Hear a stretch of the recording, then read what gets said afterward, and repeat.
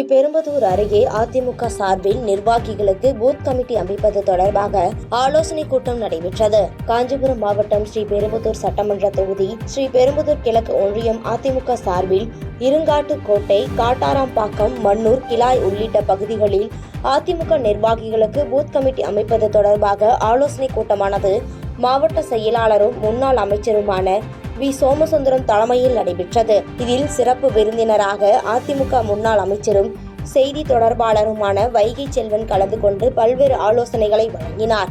தொடர்ந்து செய்தியாளர்களை சந்தித்த அவர், தமிழ்நாடு நிதிநிலை அறிக்கை வெற்று காகிதம், வீண் தம்பட்டம் எனவும் வெறும் தங்க முலாம் பூசப்பட்ட ஒரு கவரிங் நகையை போல்தான் இந்த தமிழக அரசின் நிதிநிலை அறிக்கை இருக்கிறது என கடுமையாக அவர் விமர்சித்தார். தமிழ்நாட்டினுடைய நிதிநிலை அறிக்கை வெற்று காகிதம், வீண் தம்பட்டம். அண்ணா திராவிட முன்னேற்ற கழக அரசினுடைய திட்டங்களை எல்லாம் திமுக அரசு கொண்டு வந்ததை போல ஒரு புதிய திட்டங்களாக அறிவித்திருப்பதற்கு அண்ணா திராவிட முன்னேற்ற கழகம் கடுமையான கண்டனத்தை தெரிவித்துக் கொள்கிறது. கடனில்தான் இந்த ஆட்சி நடைபெற்றுக் கொண்டிருக்கிறது. 5 லட்சம் கோடிகளுக்கு மேலாக இதுவரை கடன் பெற்றிருக்கிறது திராவிட முன்னேற்ற கழகத்தினுடைய அரசு. கடனில் தத்தளித்துக் கொண்டிருக்கிறது தமிழ்நாடு அரசு. இப்படி அரசு ஊழியர்களுக்கு கூட கடன் வாங்கித்தான் சம்பளம் வழங்கக்கூடிய நிலையிலே இந்த அரசு இருக்கிறது. ஆக பழைய ஓய்வூதிய திட்டத்தை கொண்டு வருவதாக சொல்லிவிட்டு இதுவரும் கொண்டு வரவில்லை. கேஸுக்கு மானியம் என்று சொன்னார்கள், இந்த பட்ஜெட்டிலே அறிவிக்கவில்லை. பெட்ரோல் டீசலுக்கு மானியம் என்று சொன்னார்கள், அதுவும் அறிவிக்கப்படவில்லை. இது போன்றிருக்கக்கூடிய செயல்படுத்த முடியாத திட்டங்களை எல்லாம் அறிவித்துவிட்டு தள்ளாடி கொண்டிருக்கிறது திராவிட முன்னேற்ற கழகத்தின் அரசு. இந்த நிதிநிலை அறிக்கை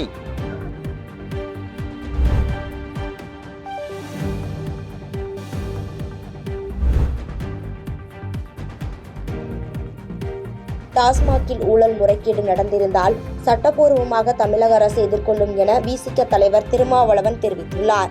விழுப்புரம் நகராட்சி திடலில் விடுதலை சிறுத்தைகள் கட்சி தேர்தல் அங்கீகார விழா வருகின்ற 16ஆம் தேதி நடைபெறுவதால் மேடை அமைக்கும் பணியினை விசிக தலைவர் திருமாவளவன் பார்வையிட்டார். அதனைத் தொடர்ந்து செய்தியாளர்களை சந்தித்த விசிக தலைவர் திருமாவளவன், தமிழக அரசு நிதிநிலை அறிக்கை தாக்கல் செய்துள்ளது அனைத்து தரப்பினரும் வரவேற்கும் வகையில் உள்ளது என்றும், பெண்களை தொழில் முனைவோர்களாக மேம்படுத்துவதன் அடிப்படையில் 20 விழுக்காடு மானியத்துடன் 10 லட்சம் புதிய கடன் திட்டத்தினை அறிவித்துள்ளது வரவேற்கத்தக்கது என தெரிவித்தார். மேலும் டாஸ்மாகில் ஊழல் முறைகேடு நடந்திருந்தால் சட்டப்பூர்வமாக அமலாக்கத்துறை எதிர்கொள்ளும், அதனை தமிழக அரசு அல்லது உள்துறை எதிர்கொள்ளும் என தெரிவித்தார். தமிழக அரசு இன்று நிதிநிலை அறிக்கையை தாக்கல் செய்திருக்கிறது. அனைத்து தரப்பாரும் வரவேற்கக்கூடிய வகையில் இந்த நிதிநிலை அறிக்கை அமைந்திருப்பது மகிழ்ச்சி அளிக்கிறது. குறிப்பாக பெண்களை தொழில் முனைவோர்களாக மேம்படுத்துவது என்கிற அடிப்படையில் 20 விழுக்காடு மானியத்துடன் 10 லட்சம் ரூபாய் கடன் வழங்கும் திட்டத்தை அறிவித்திருப்பது ஒரு புதிய திட்டம். இதை வரவேற்று பாராட்டுகிறோம். அதேபோல வீட்டு மனை இல்லாத மக்களுக்கு 5 லட்சம் பேருக்கு பட்டா வழங்குவது என்ற ஒரு இலக்கை நிர்ணயித்து தமிழக அரசு பட்டா வழங்குவதற்கான செயல் திட்டத்தில் இறங்கியிருப்பது மகிழ்ச்சி அளிக்கிறது. அண்ணல் அம்பேத்கர் தொழில் முனைவோர் திட்டத்திற்கு மேலும் 70 கோடி ரூபாய் கூடுதலாக நிதி ஒதுக்கீடு செய்து அந்த திட்டத்தை வெற்றிகரமாக நடத்துவதற்கு தமிழக அரசு முன்வந்திருப்பது பாராட்டுதலுக்குரியது.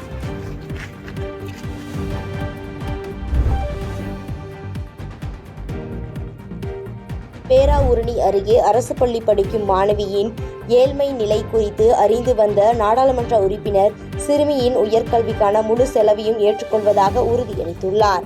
தஞ்சை மாவட்டம் பேராவூரணி தொகுதி சித்துக்காடு கிராமத்தைச் சேர்ந்தவர் நித்யஸ்ரீ. இவர் அதே பகுதியில் உள்ள அரசு உயர்நிலைப் பள்ளியில் 9ஆம் வகுப்பு பயின்று வருகிறார். இந்நிலையில் இவர் தனது ஏழ்மை நிலை குறித்து பகிர்ந்திருந்த வீடியோ காட்சிகள் சமூக வலைதளங்களில் வைரலாகி வந்தது. இச்செய்தியை அறிந்த தஞ்சை நாடாளுமன்ற உறுப்பினர் முரசொலி சிறுமியின் வீட்டிற்கு நேரில் சென்று விபரங்களை கேட்டறிந்தார். தொடர்ந்து மாணவியின் குடும்பத்தினருக்கு தேவையான அத்தியாவசிய பொருட்களை வழங்கியும் நிதி உதவியை வழங்கியும் நாடாளுமன்ற உறுப்பினர் முரசொலி விரைவில் வீட்டிற்கு மின் இணைப்பை கிடைத்திடவும் மாணவியின் உயர்கல்விக்கு தேவையான அனைத்து உதவிகளையும் செய்து தருவதாக உறுதியளித்தார். தாயார் இறந்த நிலையில் யானைக்கால் நோயால் பாதிப்படைந்த தனது தந்தை ரங்கசாமியுடன் வசித்து வரும் இச்சிறுமிக்கு நாடாளுமன்ற உறுப்பினர் உதவிய இச்சம்பவம் நெகிழ்ச்சியை ஏற்படுத்தியுள்ளது.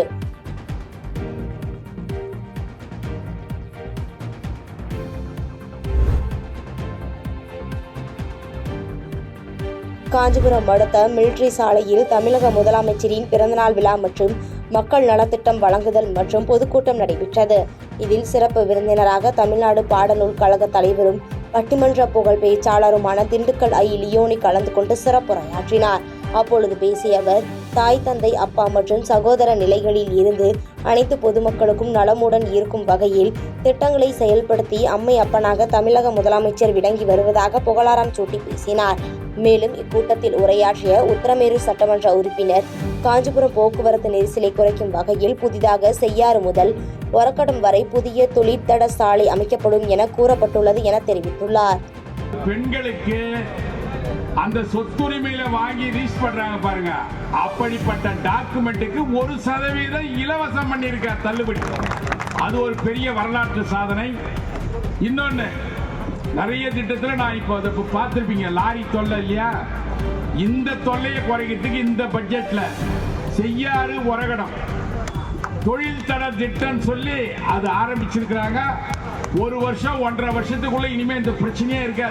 மாங்கால் கூட்டொழுது அப்படியே வாலாஜாபாத் போயிடும். போக்குவரத்து காஞ்சிபுரத்தில் சுத்தமாக இருக்கும் என்று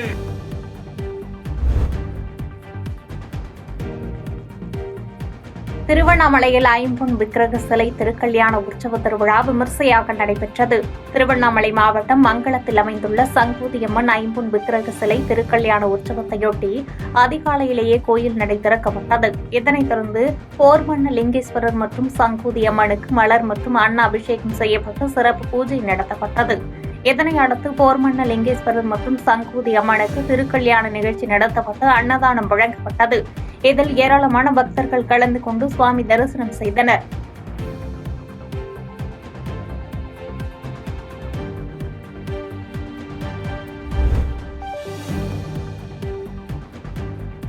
பிறக்கும் குழந்தை முதல் முதியோர் வரை அனைவரையும் சென்றடையும் வகையில் பட்ஜெட் தயாரிக்கப்பட்டுள்ளதாக திமுக நாடாளுமன்ற உறுப்பினர் CN அண்ணாதுரை தெரிவித்துள்ளார். திருவண்ணாமலை மாவட்டம் நூக்காப்பாடியில் திமுக சார்பில் முதலமைச்சர் மு.க.ஸ்டாலினின் பிறந்தநாள் விழா பொதுக்கூட்டம் நடைபெற்றது. இதில் அழைப்பாளராக கலந்து கொண்டு பேசிய நாடாளுமன்ற உறுப்பினர் அண்ணாதுரை, யாரும் குறை கூற முடியாத வகையில் தமிழ்நாடு பட்ஜெட் அமைந்திருப்பதாக தெரிவித்தார். மேலும் எந்த மாநிலத்திலும் இல்லாத வகையில் அனைவருக்குமான பட்ஜெட்டாக நம் மாநில பட்ஜெட் அமைந்திருப்பதாகவும் ஒவ்வொரு குடும்பத்திற்கும் அரசு திட்டங்கள் சென்றடைந்துள்ளதாகவும் தெரிவித்தார். உலகத்திலே எந்த மாநிலத்திலையும் எந்த நாட்டிலையும் ஒரு மாநில முதலமைச்சர் பிறக்கின்ற குழந்தை முதல் முதியோர் வரைக்கும் எல்லா திட்டமும் சென்றடைகின்ற வகையில் போடப்பட்டிருக்கிற பட்ஜெட். யாரும் எதிர்த்து குரல் கொடுக்க முடியாது, ஒரு கருத்து சொல்ல முடியாது. அந்த அளவுக்கு ஒவ்வொரு குடும்பத்திற்கும் அரசனுடைய திட்டங்கள் சென்றடைகின்ற வகையில் திட்டங்கள் எல்லாம் நீங்க செயல்பட்டிருக்காங்க. குறிப்பா சொல்லணும்னா, பிறக்கின்ற குழந்தைக்கும் கருவில் இருக்கின்ற தாய்மார்களுக்கும் நலத்திட்டங்கள், பள்ளி குழந்தைகளுக்கும் திட்டங்கள், கல்லூரி மாணவர்களுக்கும் திட்டங்கள், கல்லூரி ஆண்களுக்கு பெண்களுக்கு திட்டங்கள், குடும்ப தலைவருக்கு திட்டங்கள், தொழில் செய்கிற தொழிலதிபர்களுக்கு திட்டங்கள், வயதான முதியோர்களுக்கு திட்டங்கள், மாற்றுத்திறனாளிக்கும் திட்டங்கள், 3ஆம் பாலினத்தவருக்கும் திட்டங்கள், எதிர்கட்சிக்கு சேர்ந்த எல்லாருக்கும் திட்டங்கள் தான். அப்படிப்பட்ட திட்டம் எந்த மாநிலத்திலையும் குறை சொல்ல முடியாது. ஏன்னா நம்ம ஒவ்வொரு ஆண்டும் ஒரு மாநில பட்ஜெட்டை பல மாநில முதல்வர்கள் எதிர்பார்க்கிறாங்கன்னா, அது தமிழ்நாட்டு முதலமைச்சர் நம்ம தலைமையாருடைய பட்ஜெட் தான் எதிர்பார்ப்பாங்க. இன்னைக்கு போட்ட திட்டங்கள் தான் இன்னைக்கு பல மாநிலங்கள் பின்பற்றுது.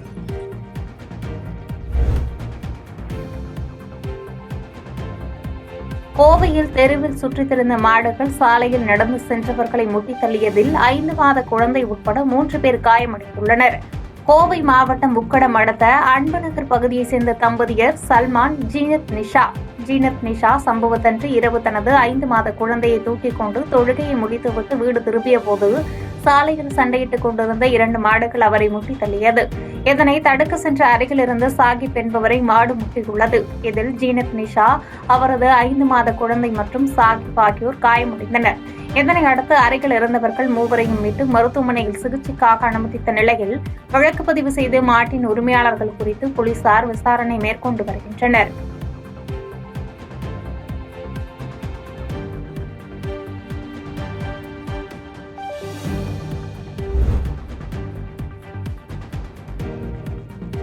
கோவையில் அரசு நிகழ்ச்சிக்கு அமைச்சர் தேதி கொடுக்காததால் மாற்றுத்திறனாளிகளுக்கு வழங்கப்படும் 2 சக்கர வாகனங்கள் சேதமடைவதாக பொதுமக்கள் வேதனை தெரிவித்து வருகின்றனர்.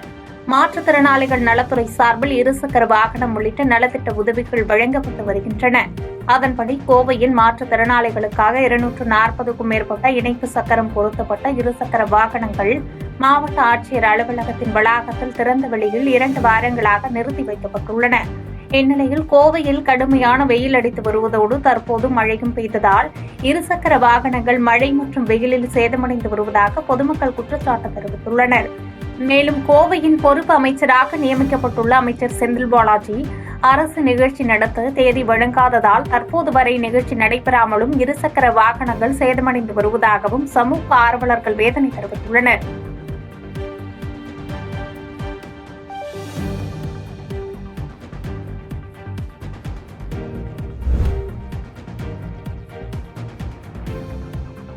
திருவாரூர் தியாகராஜர் கோவிலில் பங்குனி உத்திர திருவிழாவையொட்டி ஊதநெல் திருவிழா விமர்சையாக நடைபெற்றது. திருவாரூர் மாவட்டம் தியாகராஜர் கோயிலில் பங்குனி உத்திர திருவிழாவின் முதல் நிகழ்வான உத்தர விழா கொடியேற்றத்துடன் தொடங்கியது. புராண கதைகளின் அடிப்படையில் உத்தர திருவிழாவை முன்னிட்டு பூதநெல் திருவிழா கொண்டாடப்பட்டது. இந்நிகழ்வையொட்டி பறவை நாச்சியார் கோவிலில் அலங்காரம் செய்யப்பட்ட பறவை நாச்சியார் சுந்தரர் சாமிகள் நெல்மணிகளுடன் செண்டை மேளங்கள் முழங்கிட 4 வீதிகளையும் வலம் வந்தனர். முன்னதாக பூதங்கள் நெல் கொண்டு வந்ததை நினைவு கூர்ந்திட பூதகணங்கள் முகங்கள் வேடமணித்து சிவபக்தர்கள் நடனமாடி வீதியுலா வந்தனர். இதில் ஏராளமான பக்தர்கள் கலந்து கொண்டு சுவாமி தரிசனம் செய்தனர். பாதகம் செய்பவரை கண்டால் நாம் பயம் கொள்ளலாகாது பாப்பா. மோதி மிதித்து விடு பாப்பா, அவர் முகத்தில் உமிழ்ந்து விடு பாப்பா. அண்மை செய்திகளை உடனுக்குடன் தெரிந்து கொள்ள இணைந்திருங்கள் எம் நாடு தொலைக்காட்சியுடன்.